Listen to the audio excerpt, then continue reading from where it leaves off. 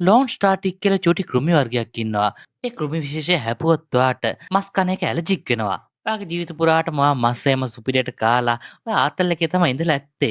ඒ වුණාට මේ සතා එකම එක වතාවක් හැපුවොත් එහෙම ඒක ඉතින් කන පිට හැරෙනා වගේ තමයි. ඌ ඔයාව හපද්දි ඇල්ෆා ජෙල් කියලා මොලිකියුල් එකක් රිලීස් කරනවා. මේ මොලිකියුල් එක හැම සතෙක් ගාවම තියෙනවා. හරකා, ඌරා, කුළු හරකා, මුවා කියලා හැම සතෙක් ගාවම මේ මොලිකියුල් එක තියෙනවා. ඉතින් ඒවා කෑවා කියලත් මිනිස්සුන්ට කිසි ප්‍රශ්නයක් වෙන්නේ නැහැ. හැබැයි මේ සතා හපද්දී අපේ ශරීරය ඒ මොලිකියුල් එක භයානකයි කියලා හිතා ගන්නවා. ඒක භයානක ත්‍රෙට් එකක් කියලා හිතලා ඒකට විරුද්ධව ඇන්ටිබොඩිස් එහෙම රිලීස් කරනවා. ඉතින් මේ එක වතාවක් ඒ සතා කෑවා කියමුකෝ. ඉතින් එතනින් එහාට ඒ මොලිකියුල් එක අඩංගු වෙලා තියෙන අර මස් ජාති තියෙනවනේ.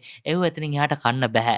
එහෙම කෑවොත් ඒක ඇලර්ජියක් විදිහට තමයි බොඩි එක අරගන්නේ. ඉතින් ඔයා සාමාන්‍ය විදිහට ඒ සතා කෑවට පස්සෙත් හරක් මස් එහෙම කාලා ආතල් එකේ හිටියත් පැය 4ක් 5ක් ගියාට පස්සේ තමයි ඒ ඇලර්ජි එක පෙන්වන්නේ වමනෙනවා, ඔළුව කැරකෙනවා, ගොඩක් ඇඟටත් අමාරු වෙනවා. ඉතින් මේ ලෙඩේ නම ඇල්ෆා ජෙල් සින්ඩ්‍රෝම්. ඉතින් ආයෙත් මේ සතා කන්නතුව බලාගත්තොත් අවුරුදු 4ක් 5ක් මේ ලෙඩේ තිබිලා ඒක නැති වෙන්නත් ඉඩ තියෙනවා. ඒත් සමහර අය පව් ජීවිත කාලෙටම හරක් මස් පෝක්කේම කන්නම් බැරි වෙනවා. මේක අහද්දි දුකයි වගේ නේද ගයිස්? අපි තාත්තල් එකේ මස් එහෙම කාලා ඉද්දි එකපාරටම මෙහෙම සතෙක් කාලා එතනින් යාට මස් කන්න බැරි වුණොත් ෆුල් අප්සෙට් වෙනවනේ. ඒ වුණාට මේකෙන් සතුටු වෙන එකම කට්ටිය වෙජිටේරියන් කට්ටිය. අනිවාර්යෙන්ම එයාලා නම් සතුටු වෙයි.